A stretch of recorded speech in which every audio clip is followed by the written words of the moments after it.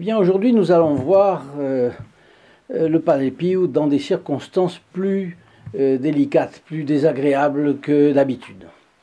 Oui, parce que notre bon capucin, qui, vous le savez, luttait contre le diable depuis tout petit, puisque vers l'âge de 15 ans déjà, son ange gardien lui avait demandé d'affronter ce guerrier colossal qui était le démon. Et finalement, ça n'a jamais cessé. Et on voit le Padre Pio du bon côté toujours, mais on ne pense pas que le Padre Pio était aux prises avec le diable. Donc aujourd'hui, un exorcisme pris sur le vif.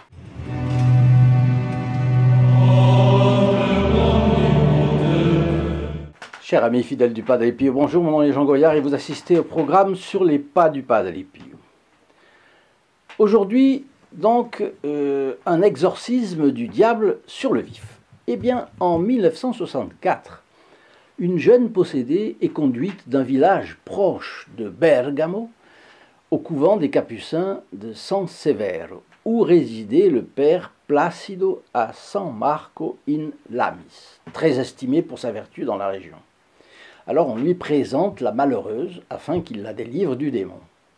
À la vue du père Placido, la jeune fille se met à hurler, dire des grossièretés, blasphémer et essaye même de l'agresser. Bon, ça c'est intéressant, ça veut dire c'est la preuve qu'il était vertueux. Le démon s'en prend à lui. Si le démon avait discuté, et, comme on ferait aujourd'hui, vous savez, les gens sont... même que le mal se présente et les gens ont envie d'embrasser le mal. Bon. Donc le démon se serait fait gentil et le père Placide se serait fait gentil aussi, et on aurait eu la confraternité entre le diable et le prêtre. Bon, ça aurait été une catastrophe véritable. Ça aurait prouvé que le prêtre n'était pas du tout vertueux comme sa réputation le disait. Mais là, au contraire, la possédée se met à hurler, dire des grossièretés, blasphémer et essaye même de l'agresser. Donc là, il est vraiment vertueux. Mais après un moment d'hésitation, les confrères du père Placido, et en particulier le supérieur, lui suggèrent d'envoyer l'énergumène à San Giovanni Rotondo afin que le Padre Pio intervienne. Devant notre capucin, on l'a fait voyager jusque-là, cette créature recommence les mêmes scènes que devant le père Placido. Alors à cette époque, on est en 1964, 4 ans avant la mort du Padre Pio, et il n'a plus la force physique nécessaire pour entreprendre un tel exorcisme. Parce qu'un exorcisme est en soi une lutte contre le démon. Et parfois cela exige beaucoup d'attention, de ruse, d'efforts physiques même. Parce que c'est une... même si la personne ne vous agresse pas, c'est un effort physique aussi. Ça exige beaucoup de l'exorciste.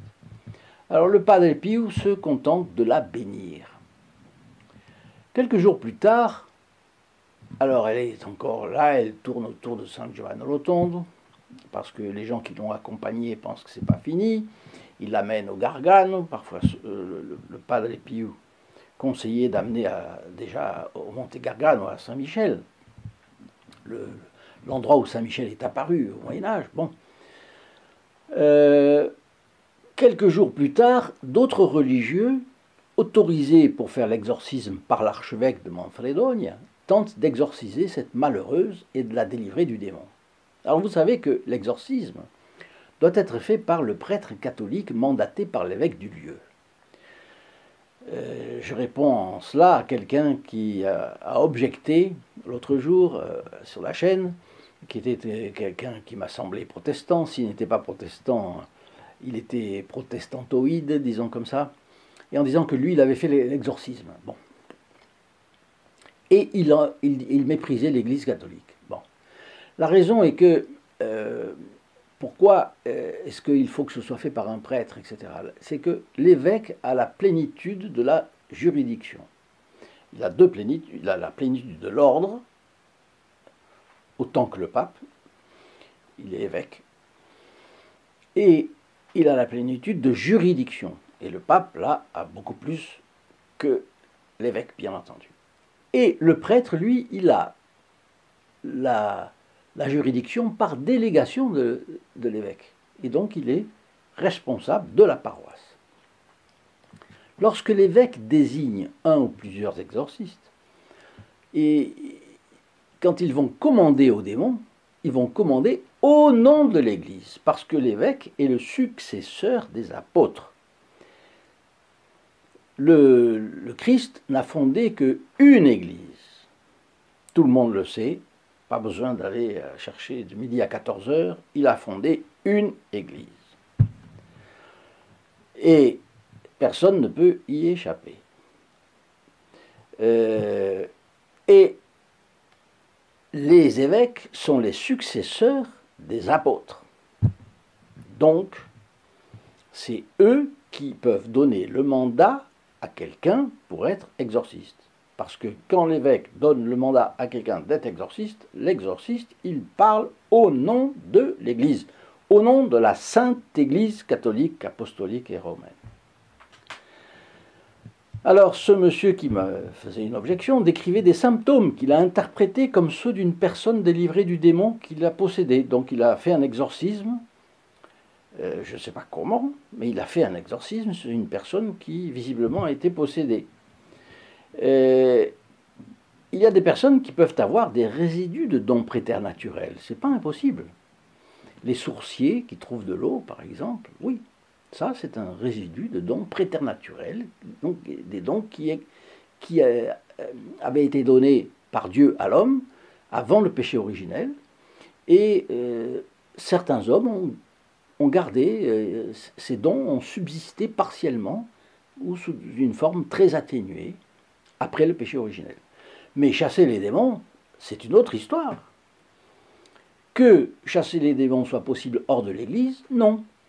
Ou bien c'est du charlatanisme, il y a des gens qui sont des charlatans, ça se fait. Je ne dis pas que la personne qui a objecté en était un, je ne dis pas ça. Mais je dis que c'est ou du charlatanisme, ou c'est une ruse des démons qui s'en va pour revenir plus fort, comme c'est indiqué dans l'Évangile. Le démon revient avec 7 démons plus forts que lui. On ne sait pas quand, ça peut attendre, mais voilà. Ou encore c'est une ruse des démons avec le soi-disant exorciste, pour l'entretenir dans son orgueil de chasser le démon en dehors du pouvoir donné par notre Seigneur Jésus-Christ aux apôtres et à leurs successeurs. Auquel cas, le pseudo-exorciste risque de payer plus tard sa dette au démon avec intérêt, hélas. Donc, il vient sur la chaîne et il fait cette objection, et je lui réponds, faites attention, casse-cou. On ne s'intitule pas exorciste impunément, surtout on ne joue pas avec le démon impunément. Bon, mais c'était une parenthèse. Alors les deux religieux mandatés par l'archevêque de Manfredonia, diocèse dont dépendait San Giovanni Rotondo en 1964, tentent de délivrer cette malheureuse du démon, mais sans y réussir. Et le démon se moque d'eux, en déclarant par la bouche de la possédée qu'ils prétendent le chasser dans l'état où ils sont. Ils ont mangé et bu, tranquille, au lieu de prier et de faire pénitence. Quand il s'agit de prendre en défaut un catholique qui représente le bon côté dans l'Église, le démon ne se fait pas prier pour l'humilier et le déconsidérer, ça c'est certain. Combien de fois avez-vous pu le constater dans l'histoire? Il suffit de prendre l'histoire et de lire. Et dans l'Évangile, en effet, notre Seigneur Jésus-Christ dit aux apôtres venus se plaindre à lui qu'ils n'arrivaient pas à expulser des démons, parce qu'ils y étaient arrivés à d'autres fois.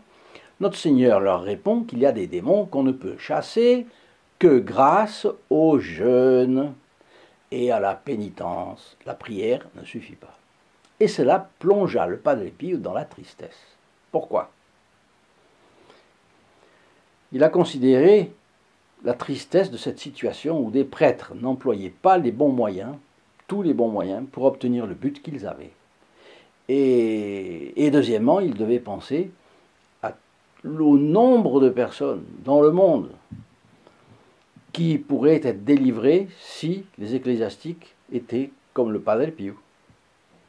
Il ne le dirait pas, bien sûr que non, mais nous le savons. si c'était tous des ecclésiastiques comme saint Thomas, saint Augustin, saint Alphonse de Ligorie, sainte Thérèse de l'Enfant Jésus, sainte Thérèse d'Avila, bref, la cohorte de saints que nous avons dans l'Église. Magnifique. Alors voilà, hélas, aujourd'hui, nous voyons tellement le contraire. Alors le Padre Pio se plonge dans la réflexion et il offre des souffrances. Vous allez voir. Pendant la nuit, le voilà attaqué avec fureur par le diable, qui lui a même asséné un terrible coup à la colonne vertébrale. Le Padre Pio a été projeté si violemment que son visage a frappé le sol sans qu'il puisse avoir le temps de mettre les mains pour se protéger. Résultat, son visage a été tout tuméfié et son arcade sourcilière a souffert l'impact principal sur le sol. Il n'arrive pas à retenir un cri, ses confrères capucins accourent rapidement et le trouvent dans cet état. On s'occupe de lui, on le soigne, mais quand on lui demande ce qui s'est passé, il se borne à dire qu'il est tombé. Dans ces conditions, il était épuisé. Le lendemain matin, impossible de descendre dire la messe, célébrer à l'heure fixée. L'église est pleine, la foule s'impatiente. Que se passe-t-il? Pourquoi le Padre Pio n'arrive-t-il pas? Que lui est-il arrivé? Est-ce qu'il y a des persécutions? Parce qu'il y en avait eu, et la foule avait fait des piquets pour empêcher que le Padre Pio ne soit transféré ailleurs, parce qu'à un moment donné, ça avait été le cas, on pensait le transférer ailleurs pour le couper de la population. Alors, qu'est-ce qui est arrivé au Padre Pio? Et en plus, la possédée se promène partout dans l'église en hurlant que le Padre Pio ne viendra pas célébrer ce matin, parce que durant la nuit, on l'a arrangé comme il fallait. La femme ne pouvait pas le savoir, mais le démon, lui, le savait, et il parle par la bouche de la femme. C'est une preuve de plus que la femme était bien possédée. Le père supérieur, donc le père gardien, du couvent, annonce que le Padre Pio est souffrant et ne pourra pas descendre à l'heure habituelle de la messe. Là, évidemment, s'ensuit une grande confusion. Confusion parce que les gens disent: qu'est-ce qu'il a? Est-ce qu'on veut le transférer? Est-ce qu'il est malade? Est-ce qu'il va mourir? Il est âgé, il est fatigué, etc. Bon, la confusion. Et puis une grande tristesse de tout le public. Grande consternation. Abattement aussi. Parce qu'avec l'excitation vient toujours l'abattement. S'ils avaient été tranquilles, sereins, en disant: fais confiance, l'abattement ne serait pas venu. Bon. Ce même matin, le supérieur du couvent de San Severo, où vivait le Padre Placido à San Marco in Lamis, vous vous en rappelez, je vous le disais au début, où on avait amené la jeune possédée d'abord avant de l'amener à San Giovanni Rotondo. Le supérieur du lieu est arrivé à San Giovanni Rotondo pour se rendre compte des événements, si la possédée avait été délivrée ou pas, etc. Et il s'appelait le Padre Alberto d'Appolito. C'est lui le supérieur de l'autre couvent. Et on lui apprend que malheureusement, il est arrivé un pépin au Padre Pio, il est tombé, il a été bousculé, en général c'est le diable qui fait ça.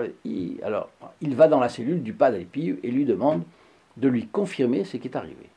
Et notre bon capucin lui répond: oui, c'est possible. Par pudeur, il ne voulait pas dire que le démon l'avait attaqué en échange de la délivrance de la possédée, évidemment. Bon, désolé, le Padre Albert lui exprime ses regrets d'avoir envoyé cette jeune possédée à San Giovanni Rotondo alors qu'il est fatigué. Et le Padre Pio lui dit: ah ben oui, on peut dire, vous m'avez fait là un beau cadeau.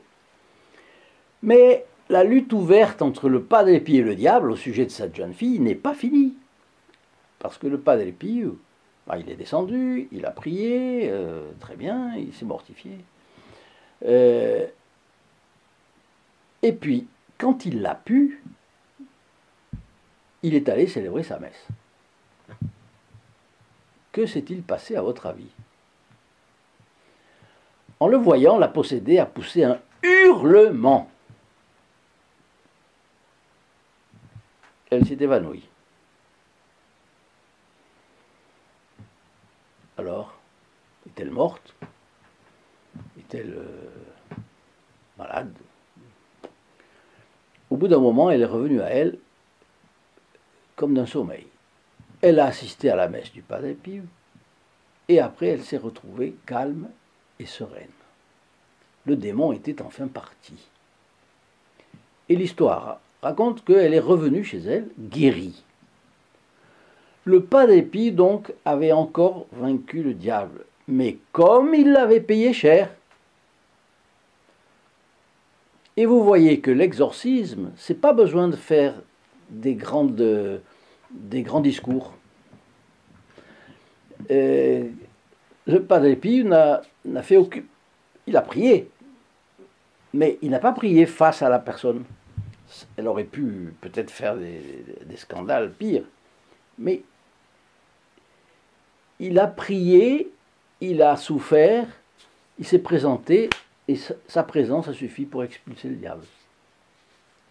Ah, vous voyez comme c'est très intéressant de remarquer les voies de la divine providence changent. Il n'y a rien de stéréotypé avec la providence. Dieu voit les choses, Dieu intervient. Évidemment, quand il y a un Padre Pio, eh bien, il intervient avec plus grande facilité.